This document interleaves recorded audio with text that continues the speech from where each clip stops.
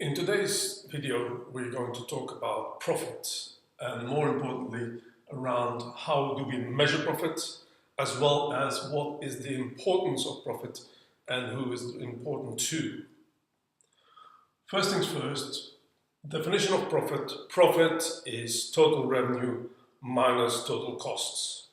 It is very important for a business to be profitable, i.e. to trade profitably over a certain period, whether it is a month, a quarter, a year. And of course, in the long term, those companies where the total costs are higher than the total revenues, i.e. they are not profitable, that is not a sustainable situation. They will get into trouble and ultimately, potentially, they're going to have to go bankrupt and leave the market. Of course, there are some situations like where the business is seasonal. For instance, if you are a travel company, at that moment in time, you will have certain quarters, for instance, where you do not make any money. Like for instance, a travel company typically will not make or it will not be profitable during the winter season, all the way going up to Christmas and New Year. Typically, of course, they will make that up during the summer season, where they will be very profitable at that moment in time. Now, of course, profit is then made up of two components, revenues and costs. Costs is the expenditure of trading. And typically, raw materials is a cost. And in this particular case, raw materials is an example of a variable cost. So total costs, by the way, is made up of fixed costs plus variable costs. What is a fixed cost? Well, for instance, an example of a fixed cost is a building. A fixed cost, by the way, is a cost which do not change according to the revenues. So regardless whether your revenues are high or low, this is a cost that is always there. It will be fixed, for a certain volume. It will be fixed, according to the revenues. Variable costs, of course, are the costs that do change, according to the revenues. So typically, if you produce a lot of a good, you will have high variable costs. On the other hand, if you do not produce any goods at all, you will have no variable costs or very low variable costs. So total cost equals fixed cost plus the variable costs. If you have a business, for instance, with high fixed costs, at that moment in time, typically what they want to do is they will like to produce lots of products to make sure that the average cost, which is, by the way, the cost, the total cost divided by the amount of production, that is low, and you drive a low average cost. The third area is revenues. Revenues is equals to quantity sold, quantity produced, that is, of course, if everything that is being produced is also getting sold, times the average price. Why do we use the concept of average price? Well, for instance, if you are a retailer, like if you are a food retailer, food typically, of course, is a perishable good. At the end of the day and all kind of stuff, you need to make sure that you sell all of the sandwiches, because if you don't, at that moment in time, you need to throw away those sandwiches because they will not be fit for purpose, fit for consumption the day after. Typically, what you will want to do at that moment in time is, come in the afternoon, you will have to discount the price of your sandwich in order to make sure that they all get sold.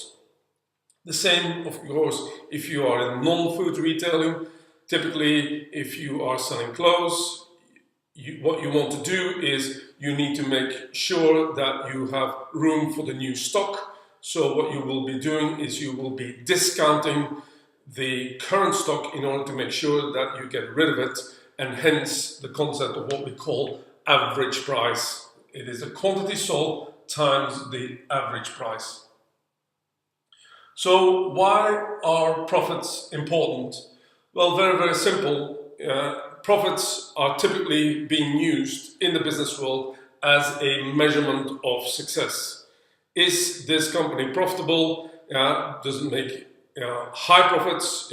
Or is it low profits? And typically we're also talking about the profit margin, which is of course the profit divided by the total amount of revenues. Typically, of course, profitable companies also will have it easier to attract investment.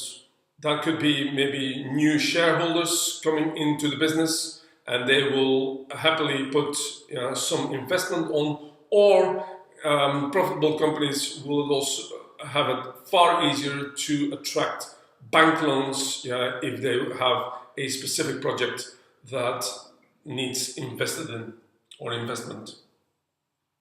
Profitable companies, by the way, typically will also be acquired by a larger firm, or can be acquired by a larger firm. They can be bought up and integrated in that larger firm. And it will be also far easier for a profitable company to obtain trade credits. What do we mean by that?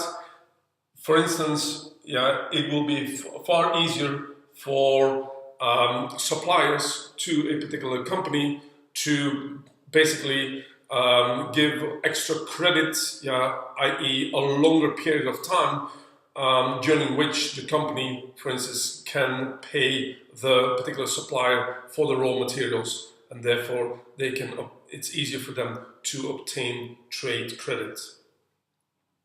Now, last things with regards to costs.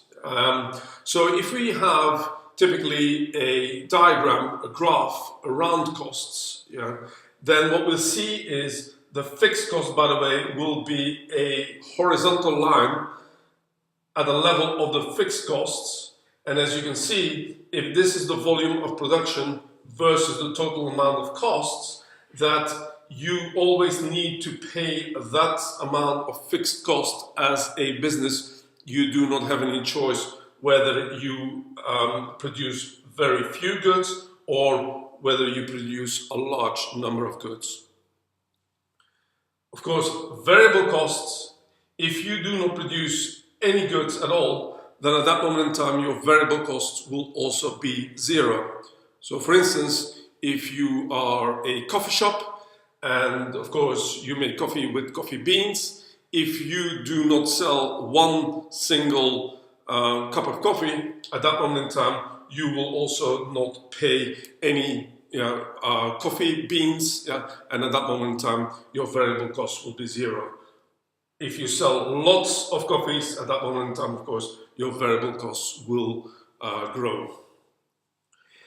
Then the last one is, of course, the total cost. The total cost, by the way, is, as we can see here, the fixed cost plus your variable cost. So what you'll see here is literally the total cost starts from the fixed cost line, the fixed cost point, and it will run in parallel with the variable cost. And so this is the line where fixed cost plus variable costs, and that gives you the total cost line.